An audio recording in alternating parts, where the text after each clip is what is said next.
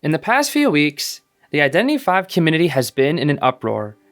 NetEase, the parent company behind the game, has been using generative AI in their recent works. This has led to a large amount of the community protesting against NetEase's use of GenAI by boycotting the game entirely. This boycott has no official organizer and left many people confused about the negative impacts of GenAI and why boycotting is important. The purpose of this video is to clear up any misinformation, as well as to educate about GenAI and why it is no replacement for creative, human-made works. It will also serve to convince more players to boycott the game until an official statement from NetEase is made.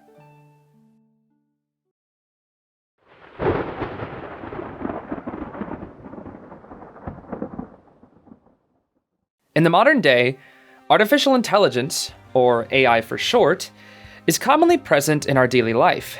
Despite this, AI as a concept has no clear image among scholars, still left undefined. There are many arguments in the scientific world for what actually constitutes as artificial and intelligent. Traditionally, AI as a concept usually refers to a machine that is able to learn to produce a result from a set of data without explicit instruction from a programmer. In the present day, AI acts more as a vague buzzword, an umbrella term to describe much of modern technology without any fundamental understanding of how it works beyond the term itself. Due to the AI boom of the 2020s, many companies, shareholders, and investors are putting all of their resources into AI, despite the lack of deeper understanding. Modern computer science and AI research covers a vast amount of subfields, many of which will serve to benefit society. It's crucial to understand that not all AI research is controversial, and being able to differentiate the distinctions of its subfields is key to understanding the concept as a whole. The subfield of AI this video will be covering is referred to as generative artificial intelligence. Generative AI, or GenAI for short, is the most ubiquitous type of AI you see in the modern day. If you ask the average person nowadays to give a definition of what AI is, they'd likely define GenAI. This can lead to much confusion when diving deeper into the concept of AI, to the point that when many speak out against the use of GenAI, they simply say AI instead. GenAI refers to a machine that is capable of creating and modifying media. The most common applications for GenAI are outputs of text, image, video, code, audio, and other areas like 3D modeling and bioengineering. Understanding all the deep generative model technology behind GenAI can get quite complicated, so we'll stick to the basics for this video. In the 2020s, GenAI has become significantly more prevalent thanks to the technological advancements of large language models, or LLMs for short. If you'd like a deeper understanding of how LLMs work, I'll leave a YouTube video link in the description.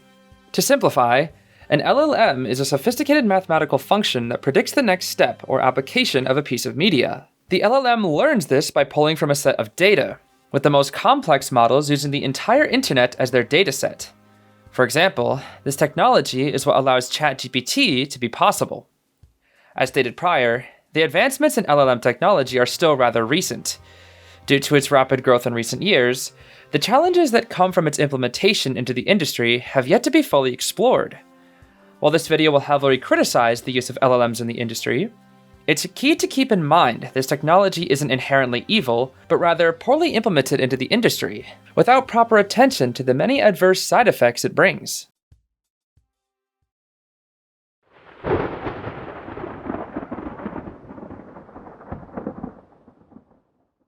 A general rule of thumb as to why companies use AI is simple: for profit. If there are any ways to cut costs using the technology, it's something to consider. As industries strive to remain competitive in an increasingly digital landscape, many are turning to LLMs to address challenges traditionally managed by humans. To cite a scientific paper covering LLMs in the industry, here are a few examples. In customer service, LLM-powered chatbots provide real-time support 24/7, with instances of it significantly enhancing customer experience. In content creation and marketing, LLMs are used to swiftly generate articles, product descriptions, and create social media posts at scale. In software development, LLMs assist developers by generating code and debugging, leading to greater efficiency. Not all companies will implement LLM technology in the same way. A good way to find more information on why a company is using LLM technology and/or generative AI is to look at their investor filings. These reports will usually contain the latest updates and information on the company's inner workings. In the specific case of NetEase's investor filings, they have been linked in the description below.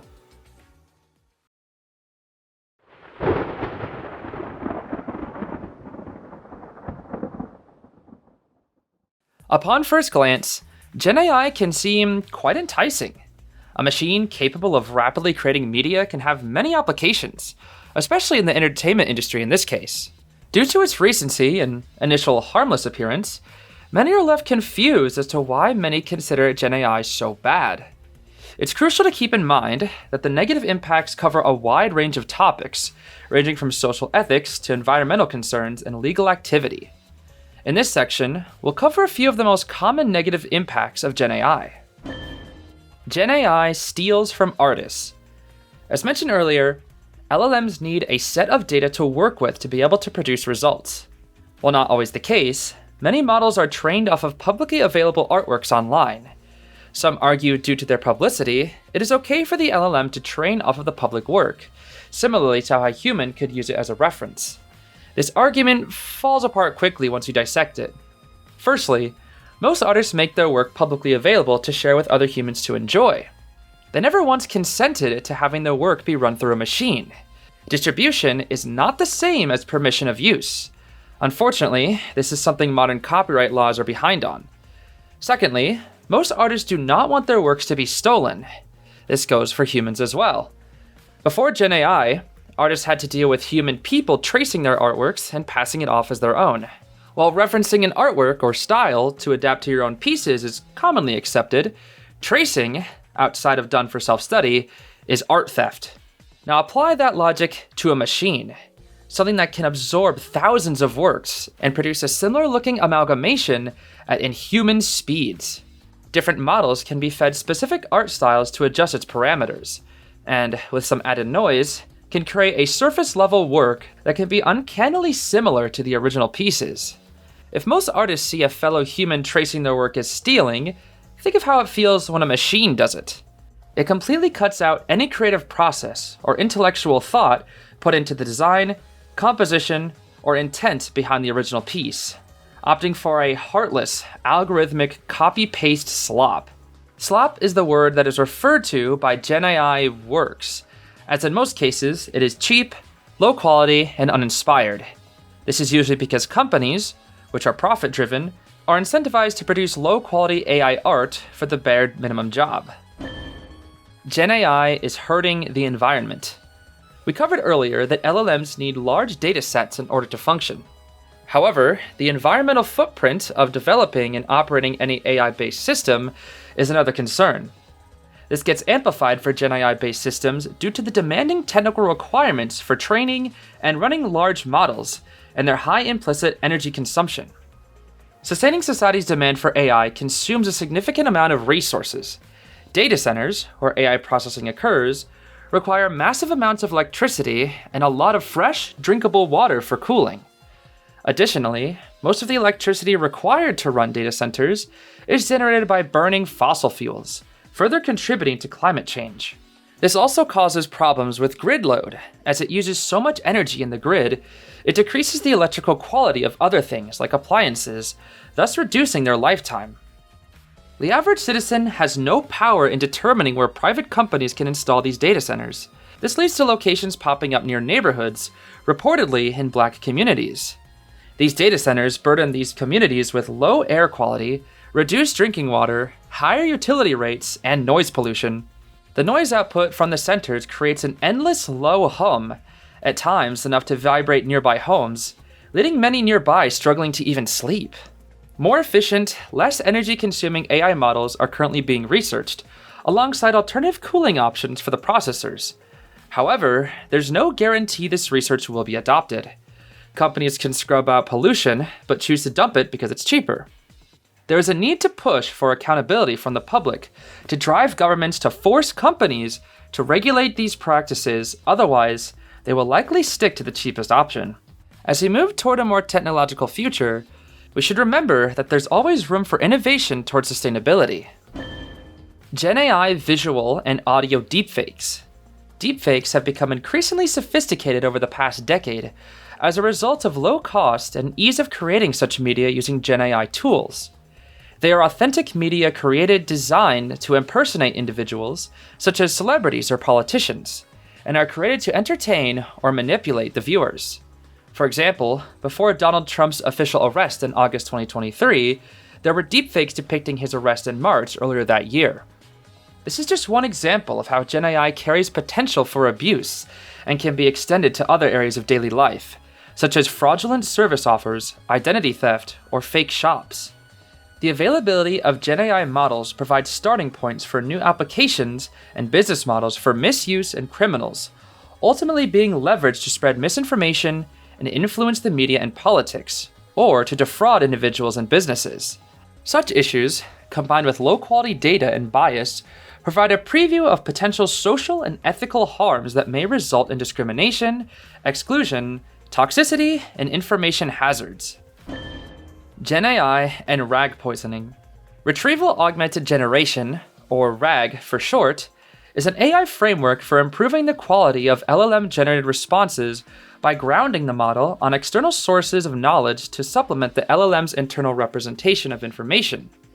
This allows the directors of models to only pull data from trustworthy sources to make sure the model is as truthful and accurate as possible. An issue arises from cyber attacks on RAG-based LLM applications meant to cause it to answer with false or poisoned information. More specifically, the application will answer with information the attacker would want the victim to see instead of answering with the real information. This is referred to as RAG poisoning. For example, in 2025, Israel signed a $6 million contract with Clock Tower X LLC, a United States firm that aimed to create pro-Israel propaganda media for Gen Z audiences by making new websites and content for LLMs like ChatGPT, Grok, and Gemini to train off of. These are only some of the most major impacts of GenAI. Other such topics include academic plagiarism, intellectual laziness, false journalism, political bias, and reliance on major private corporations to function, of which are all self-explanatory. Current scientific research attempts to mitigate these negative impacts. Additionally, proper regulation and implementation of this technology needs to be enforced going forward for the benefit of society.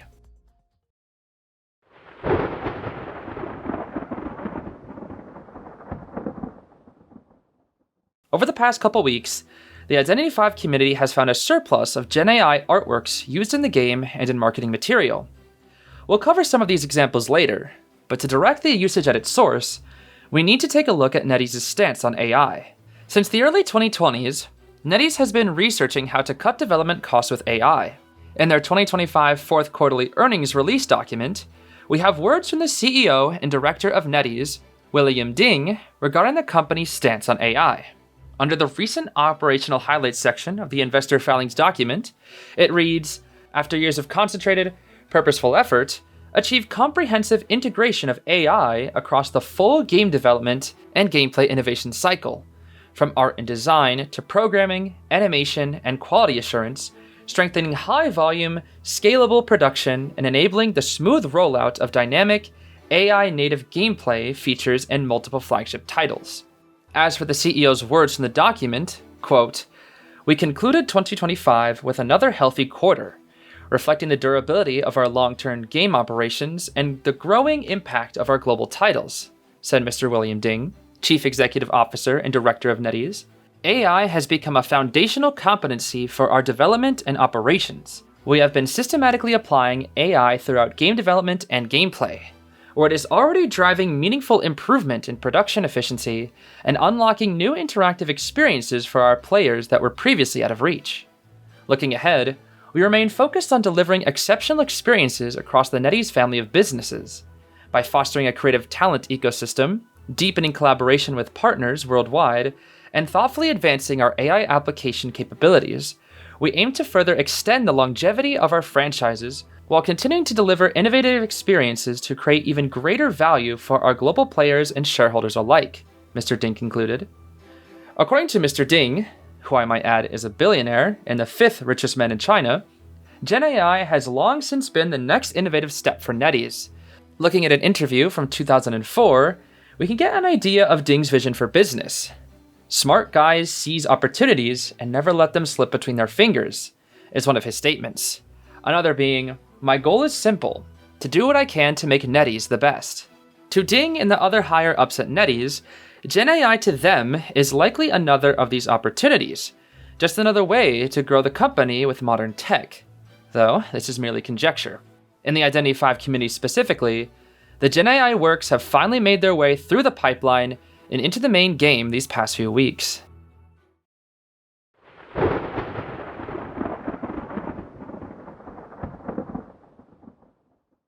Let's briefly pivot this discussion to live service games. Games under this model are designed to receive an endless stream of updates and monetize content over time until an end of service. Identity V is one of those games, for example. Typically, these games are free to start and make money through in-game purchases referred to as microtransactions, which are aggressively monetized and advertised by the developers. While monetary gain is the most important factor to measuring success in live service games, there are plenty of other indicators as well. Games are managed and supervised by shareholders in response to key performance indicators, or KPIs for short. KPIs are values or digits corresponding to a game's performance. Outside of revenue alone, this can be daily average users, monthly average users, or quarterly average users. Logins, playtime, and rounds played are also significant indicators. Shareholders usually have large interfaces which display all of this data in one spot. When looking for a successful boycott, it's key to drop those KPIs as much as possible.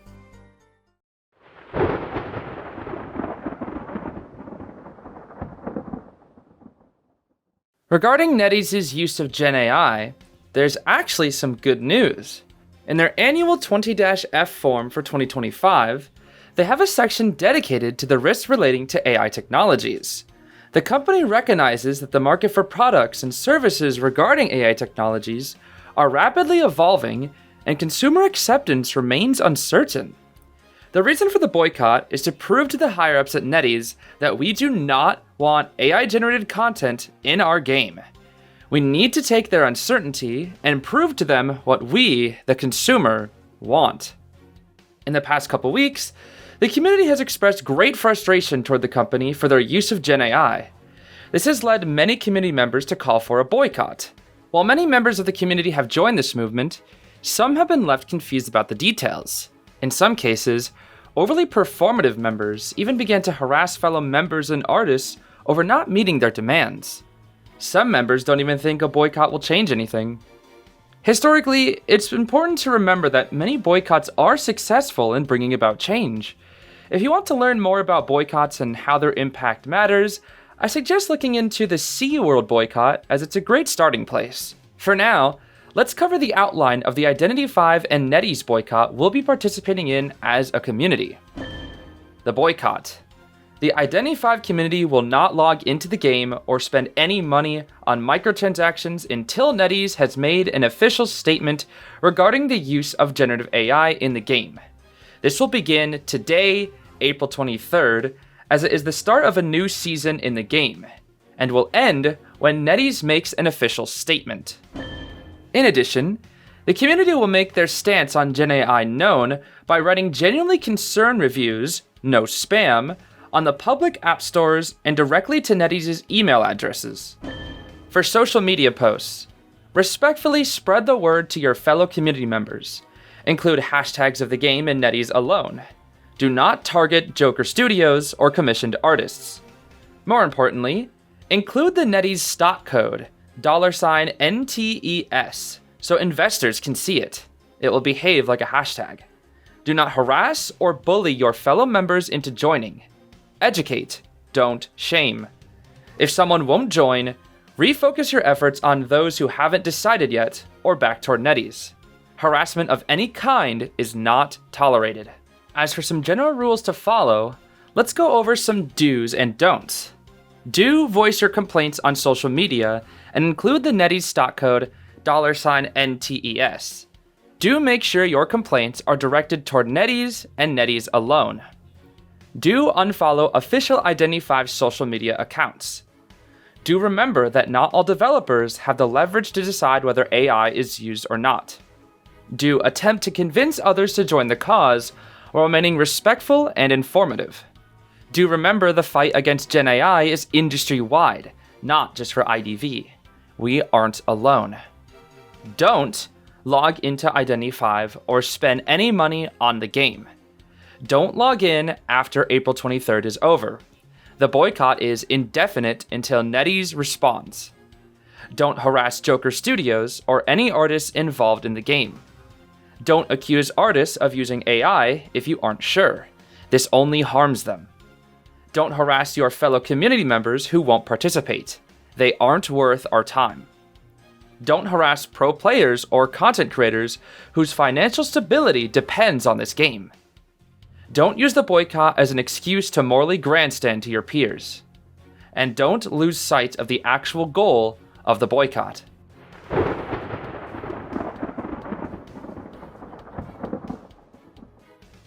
Thank you for the handoff, Z's.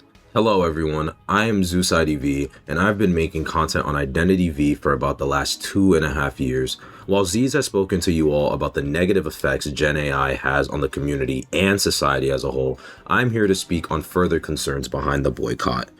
While this boycott initially began to address NetEase's use of GenAI, many community members from the global server additionally wanted a response from NetEase in regards to some of their other controversial content in the game. This would include NetEase's inconsistent use of proper skin tone to their characters who are people of color and poorly representing cultural backgrounds. The most recent example being Enchantress's latest high-tier costume, having her skin whitewashed in comparison to her base model. Similar cases have also occurred with Forward and Cowboy, with whitewashing and poor/insensitive representation of culture respectively. The lack of care, and in many cases, racist depictions of these characters have left fans justifiably outraged for years, and many hope to push these concerns alongside the current boycott. While the controversy is another matter entirely, it's more important now than ever to stand next to our community members and address these concerns this company has gotten away with for so long now.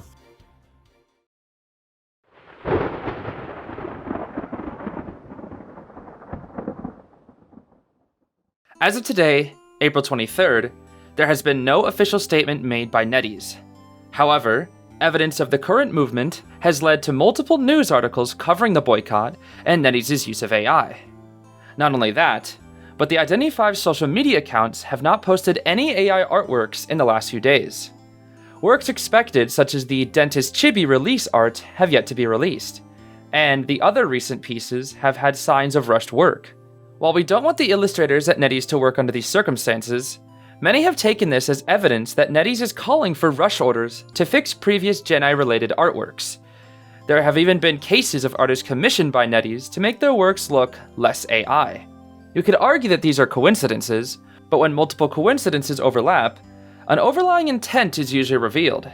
In this case, the intent is likely that NetEase's main priority is fixing all of the projects currently in the development pipeline to meet consumer demands. Additionally, on the official IDV Korean Cafe social media account, the manager said that the AI-related issue is currently being discussed internally at NetEase. Despite the lack of an official statement, the community's efforts are working. It's important to remember that the fight against GenAI is not just an issue with IDV and NetEase, but rather industry-wide.